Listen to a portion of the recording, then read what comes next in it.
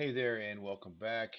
In this video, I'll be covering tickets and everything associated with tickets. So you can see we have the tickets tab that gives you a list of all the available tickets, allows you to create, edit, delete tickets. Those are the tickets that actually appear on the ticket order form. Individual tickets is just a table that shows you every ticket that's been sold. Ticket orders where the tickets are grouped by the order, so by customer. And of course, you have sales tax, service charges, and discount codes. So let's jump into tickets. You can see we have three tickets here. Uh, Finals, general admission, prejudging, general admission, and then VIP. And then the description gives you here, reserved seating for both prejudging and final. So we'll go in here. We will create a new ticket. We'll call it test ticket. And we'll do, let's call it the same thing. Admission. Like I said, in the description, you want to give a little bit of description about what it is. If it's just general admission, put that. If it's VIP, then kind of tell them what they're getting with a VIP ticket. We'll make this 35, active, and create it. Now, when we go into the Order Tickets tab, you can see the test ticket has been added here at the bottom of the list. And they can select it and it has the price. So we'll go back. We'll go to see test ticket, edit, and we'll make it inactive. Save that, and then go into order tickets, and you can see that the test ticket has been removed from the list. So this allows you to have tickets available, and then whether or not you want to activate them or not. So let's say, for instance, you want to take, you had a ticket, rather than deleting it, you can make it inactive, and then if you want to bring it back, you can just make it active again. So, like I said, we don't need this test ticket here, so I will delete that. Delete. And some of these views, I go through and I edit them to make them look a little bit better. But I was in a hurry to get this application fully tested and into production, so I'll be working on the aesthetics as we go along. So we'll go back to the home page. Now we'll go into individual ticket sales. Like I said, this is just a list of individual ticket sales. I still have the ability to edit, see the details, and delete. Really don't need that because everything you need to see is right here. If you want to delete them, you can. This was primarily for test purposes. I will probably remove that at a later date. We shall see. So demo home, let's go to ticket orders. Now this is where it's grouped by the customer, and then when you go to details, you can actually see, actually I don't have that yet. So I will probably add it to when you go into details, you'll see a list of the individual tickets ordered. Let's go back to list. Here you can also download, export by year. I think no, I did. I must have had a 2017 in here somewhere.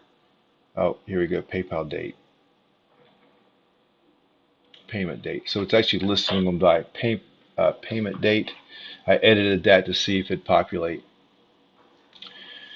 And that actually should be by, no, customer order. Yeah, that's correct. So yeah, PayPal payment date is where I record the date. I edited this one to be 2017 to make sure I got all the years in a list. So we'll just go 2018, submit.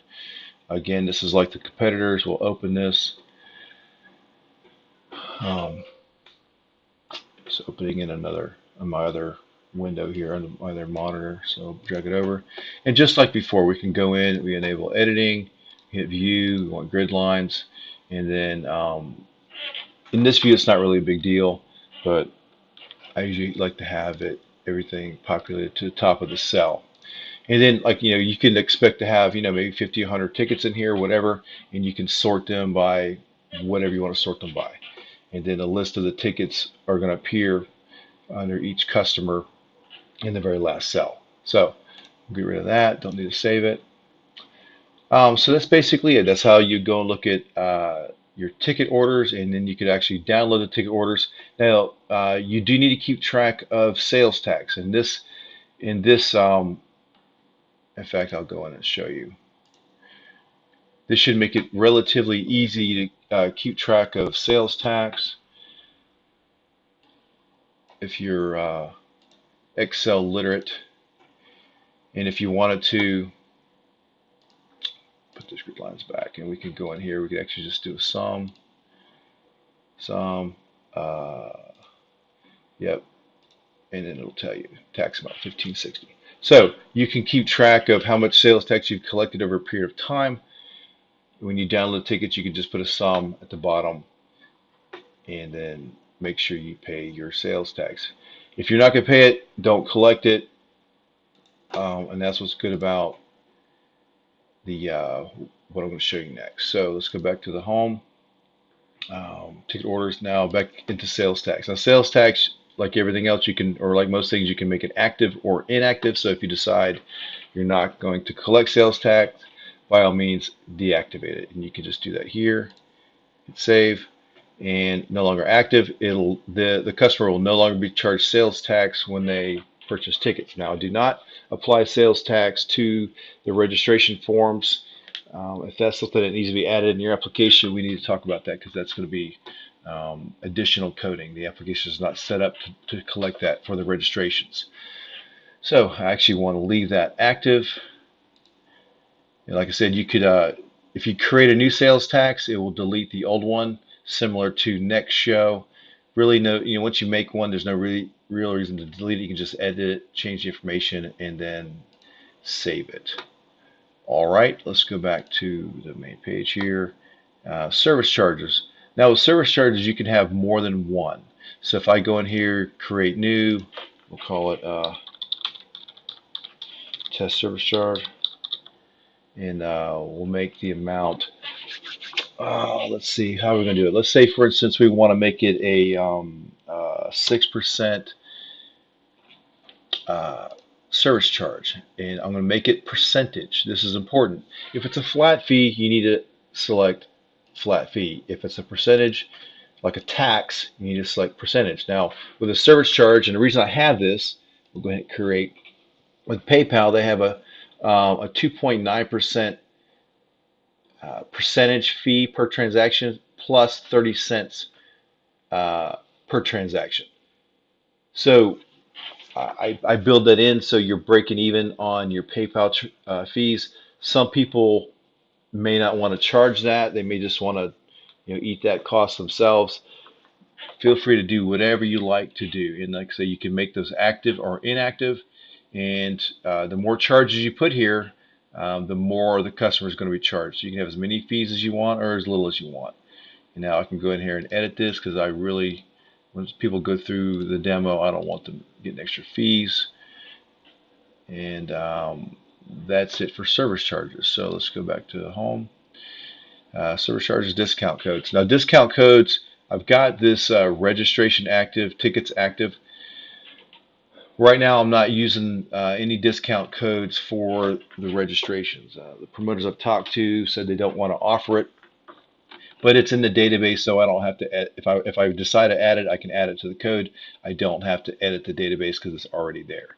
So let's see, and I can create this. You can have multiple, so we'll go test discount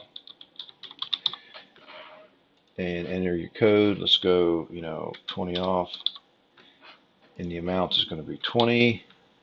And this is a percentage. Actually, no, you have the option. I'm sorry. And we'll do the end date of, we'll just make it September. Hey, that's my birthday. Awesome. Send me something, please. So we will just do tickets active. Like I say, you can select registration active, but it's not going to work until I add it. If that's something you want to add, I can add that feature for a nominal fee. So, and you have the ability to do a flat fee or a percentage. Like I said, flat fee is going to discount them by the dollar amount. So if you said flat fee and you meant percentage, they're going to get $20 off versus the 20% off. So we're going to do percentage and hit create.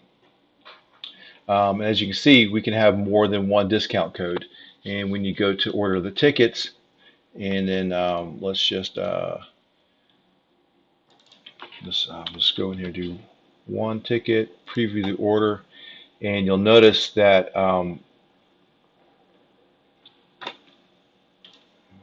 yeah, sorry, I missed it right here. So test promoter, 20 off, And I will do, let's make this simple math. Actually, we'll do this.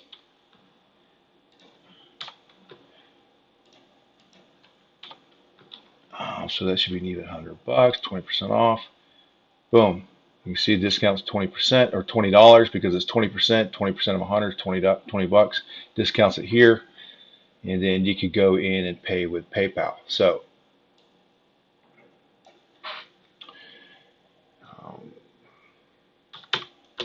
we'll go back to the home page, and that's your discount code. So that pretty much covers everything to do with tickets and ticket sales, retrieving the orders, so you can view those, keeping track of your sales tax that you're going to need to pay to your local government, and then whatever service charges and discount codes you want applied.